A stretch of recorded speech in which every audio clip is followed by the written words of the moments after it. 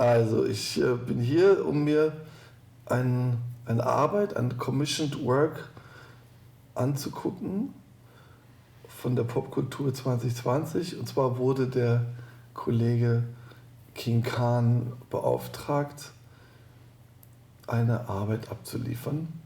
Und ich tue jetzt so, als wenn ich mir das zum ersten Mal ansehe. Also wir sehen im Grunde genommen animierte Zeichnungen sind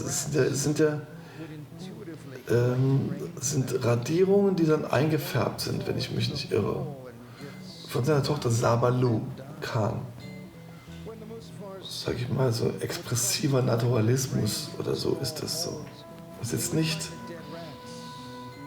abstrakt, was sie da zeichnet, sondern jedenfalls werden die Bilder von außen bewegt durch Licht oder durch Überblendung. Und das ist ein langsamer Vorgang, der aber durchaus so ein Tempo hat, dass wir es mitbekommen. Also praktisch eine permanente Bewegung, obwohl die Bilder statisch sind, aber sie werden durch Licht und Einfärbung verändert sich doch die ganze Zeit was. Es gibt halt den Kontrast mit dem Erzähler und das kreiert auf jeden Fall eine Spannung. Es ist anstrengend, dem Erzähler zuzuhören und es ist entspannt, die Bilder anzugucken. Und ich könnte mir vorstellen sogar, dass man die Bilder, wenn man den Erzähler nicht hätte, würde man die Geschichte trotzdem verstehen.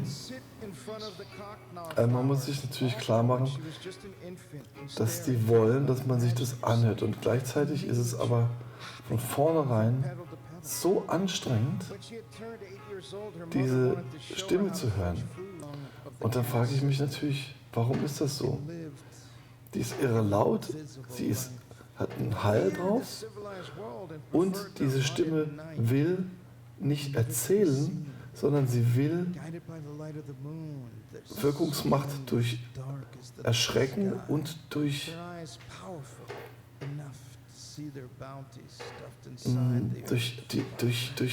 fast durch Nerven erzielen.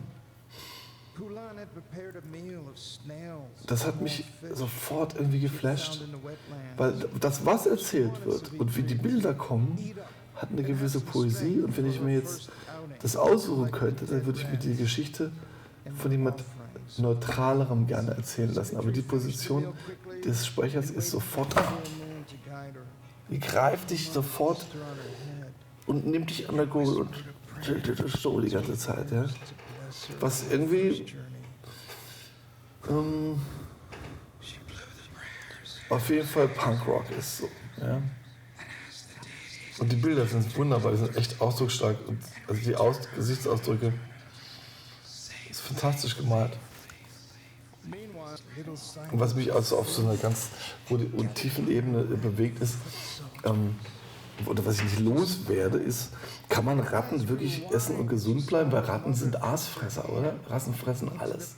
Also King Khan ist ja Irish Khan. Und sein Vater hat ihm dieses Märchen erzählt von diesem Dorf, in dem die unterste Kaste im Endeffekt darauf angewiesen ist, Ratten zu essen. Also wir haben ja auch grausame Märchen. Bei uns steckt der Hänsel den Finger raus und die böse Hexe hat ihn schon im Kochtopf.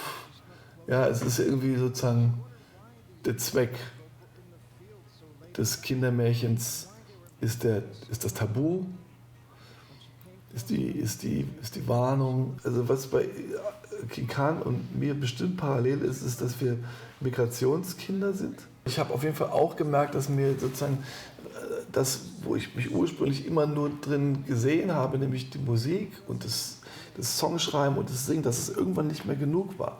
Ich fange jetzt nicht an, Bilder zu malen, aber ich sitze jetzt zum Beispiel hier, ich hab meinen Theaterabend, ich habe sozusagen so eine bestimmte Art von Erweiterung auch.